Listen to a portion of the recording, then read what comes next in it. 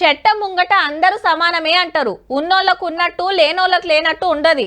ఎవ్వలైనా rule ప్రకారం నడవాల్సిందే. కాకుంటే దాన్ని అమలు చేసేటోళ్ళని బట్టి ఉంటది. పతార ఉన్నోళ్లకు గట్టిగా మాట్లాడేటోళ్లకు ఓ లెక్క, బీద బిక్కోళ్ళకి ఇంకో లెక్క. ఇగో గిట్లా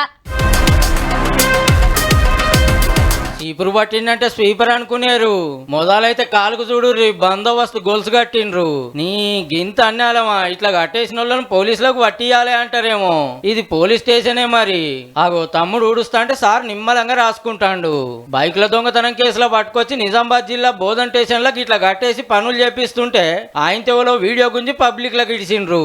నిజంగానే దొంగతనం చేస్తే కేసు రాయాలి, కోర్టుకు తీసుకుపోవాలి. అంతేగాని ఇట్లా గొలుసులతోటి కట్టేసుడు ఏంది సార్లు? టెర్రరిస్ట్ ఏమన్నా లేకుంటే బ్యాంకుల నుంచి బయట దేశాలకు పరారైతుండా? అరెస్ట్ అయిన వాళ్ళతోటి పనులు చేపించుడే తప్పంటే మీదికెళ్ళి ఇదో ఉద్దారకం. ఇంత స్ట్రిక్ట్ గా డ్యూటీ చేస్తున్న వాళ్ళ మీద పెద్ద సార్లు ఏం యాక్షన్ తీసుకుంటారో గానీ ఈ వీడియో చూసిన వాళ్ళు అయితే నపరో దిక్కరుచుకుంటాండ్రు. నెరి గింత అధ్వానమా మరి.